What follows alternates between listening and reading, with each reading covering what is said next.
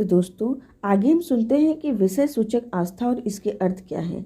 आपको याद होगा कि हम पहले विषय सूचक और उद्देश्य सूचक अवचेतन मन के बारे में चर्चा कर चुके हैं, जिसमें हम यह बता चुके हैं कि व्यक्ति की विषय सूचक और उद्देश्य सूचक अवचेतन मन पर चेतन मन या उद्देश्य सूचक मन का प्रभाव उतना ही होता है जितना कि किसी अन्य व्यक्ति की ओर से दिए गए सुझावों का होता है। इसके अनुसार अपने उद्देश्य सूचक आस्था चाहे कुछ भी हो, यदि आप उसे तन मन से मानते हैं तो आपका अवचेतन मन सुझाव से नियंत्रित हो सकता है और आपकी इच्छा पूरी हो सकती है।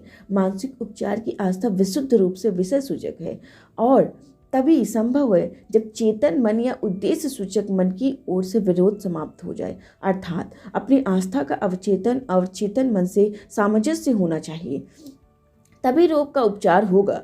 रोगी के उपचार में यह हमेशा जरूरी नहीं कि आप तंद्रा की स्थिति में पूर्णतः शिथिल होकर नियंत्रणात्मक हो जाएं। तंद्रा की स्थिति में अपनी शिथिलता सुझावों के प्रभावों को स्वीकार करती है। हाल ही में मुझसे एक व्यक्ति ने प्रश्न किया, यह कैसे संभव हुआ कि एक पादरी ने मुझे रोग मुक्त कर दिया। मुझे उसके कथन पर विश्वास नहीं हुआ जब उसने कहा कि रोग नाम की कोई चीज़ नहीं है और ये सब फिजूल की बातें हैं। उस व्यक्ति ने पहले यह सोचकर कि उसे बेवकूफ़ बनाया जा सकता है, उसने उसका बेवकूफ़ी कहकर विरोध किया। इसके उत्तर में बड़ा आसान ही स्पष्टीकरण है। उसका विरोध पादरी के शांत और गंभीर शब्दों से दूर होता गया। पादरी ने उससे कहा कि वह शांत होकर मन एकाग्र करे, सोचना बंद करे, शरीर को शिथिल अवस्था में ले जाए और मानसिक क्रियाओं पर विराम लगा दे। इसके साथ वह पादरी भी शांत हो गया। उसने धीरे धीरे शांत स्वर में पूर्ण स्वास्थ्य, शांति, सौहार्द और संपूर्णता का सुझाव उस व्यक्ति को देना शुरू किया। पादरी के चेतन मन और रोगी के अवचेतन मन के बीच एक सेतु बन गया। रोगी को राहत मिलनी शुरू हो गई, उसने स्वास्थ्य लाभ कर लिया। यह बड़ी आसानी से देखा जा सकता है कि उसकी विषय सूचक आस्था ने उसके रोग की सक्रियता को निर्मूल करके पूर्ण स्वास्थ्य के उन सुझावों को स्वीकार करना शुरू कर दिया जो पादरी उसके अवचेतन मन को प्रेषित कर रहा था। रोगी और उपचारक दोनों के विषय सूचक मन के मिलन से रोग मुक्त का मार्ग प्रशस्त हुआ। रोगी के मन में उठने वाले पादरी की उपचार शक्ति के विरोध में संदेह करने वाले विचारों का पादरी पर कोई असर नहीं पड़ा। तंत्रा में रहने के कारण रोगी के चेतन मन का विरोध धीरे धीरे कम होता गया और पादरी के सुझावों का प्रभाव बढ़ता गया और परिणाम आने शुरू हो गए। रोगी का अवचेतन मन चूंकि सुझावों के नियंत्रण में रह चुका था, अतः श्वास लाभ में विलंब समाप्त हुआ और रोगी रोग से मुक्त हो गया। अनुपस्थित उपचार का अर्थ क्या है? तो इसका अर्थ क्या होता है अनुपस्थित उपचार का, ये देखते हैं।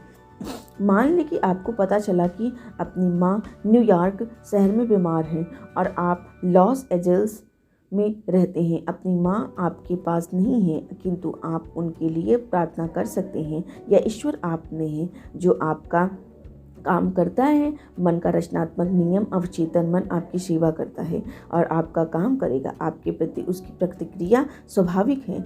आपका उपचार अपने मानस में स्वास्थ्य और सामंजस्य की आंतरिक वास्तविकता को प्रेरित करना है।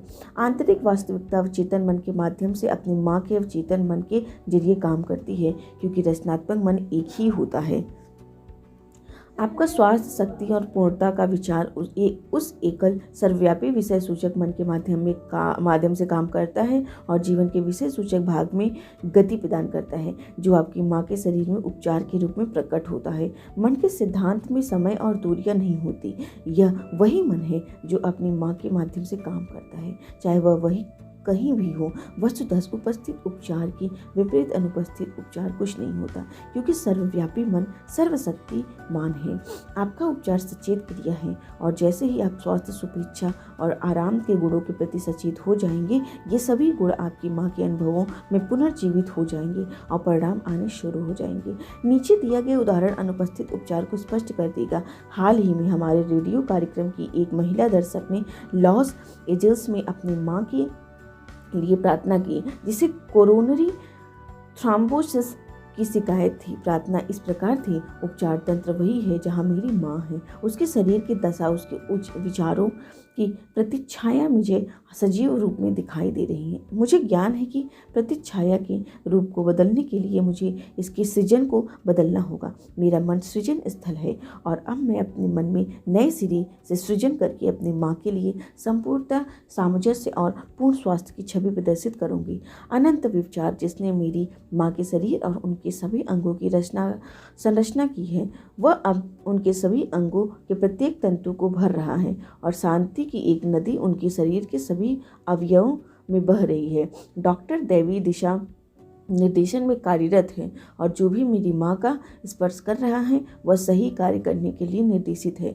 मुझे ज्ञान है कि बीमारी की अंततः वास्तविकता शून्य है। यदि वास्तविकता होती तो कोई भी बीमारी से मुक्त नहीं होता। मैं अब प्रेम और जीवन के सिद्धांत को आत्मसात करती हूँ और मैं जानती हूँ और निर्दिष्ट करती हूँ कि सामंजस्य, स्वास्थ्य एवं शांति अब मेरी माँ के शरीर में प्रदर्शित हो रही है।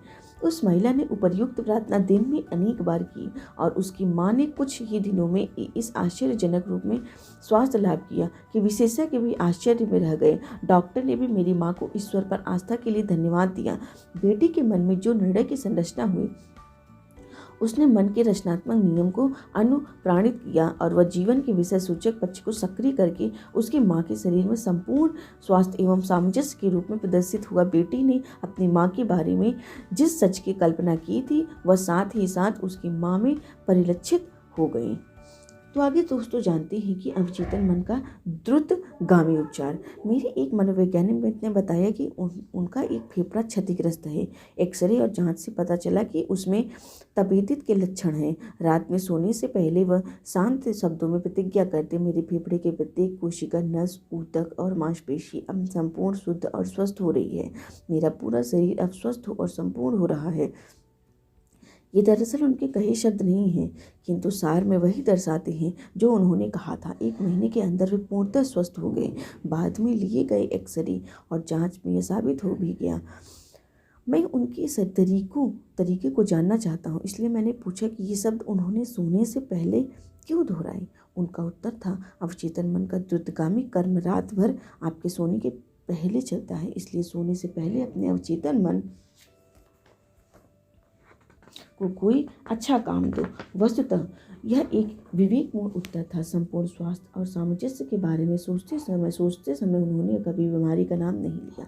मैं पूरी निष्ठा से आपको सुझाव देता हूँ कि अपने बीमारी या उसका कोई और नाम लेना बंद करो। ये विकार अपनी खुराक आपके भय में से खाते हैं। उपयुक्त मनोवैज्ञानिक की तरह मानसिक डॉक्टर बने, तब आपके सभी दुख और परेशानियां पेड़ की सूखी शाखों की तरह झड़ जाएगी। यदि आप अपने दर्दों और तकलीफ़ों का हमेशा नाम लेते रहेंगे तो द्रुतगामी कर्म में अवरोध पैदा करेंगे। इसका अर्थ हुआ कि आप अवचेतन मन की ऊर्जा और उपचार शक्ति के काम में बाधा पहुंचाएंगे। इसके अतिरिक्त आपके मन के नियम के अनुसार ऐसी कल्पनाएं वस्तुतः अपना रूप धारण कर लेती है, जैसे कि वही हुआ जिसका मुझे डर था।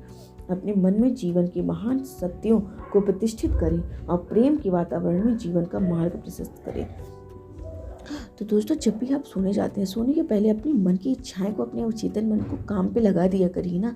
देखिए, इससे क्या होगा कि आपकी मन की इच्छाएं पूर्ण होगी। आगे हम सुनते हैं कि कुछ स्वास्थ्य लाभ के सार बिंदु, मतलब इस चैप्टर के समरी हम जानते हैं कि इसमें है क्या।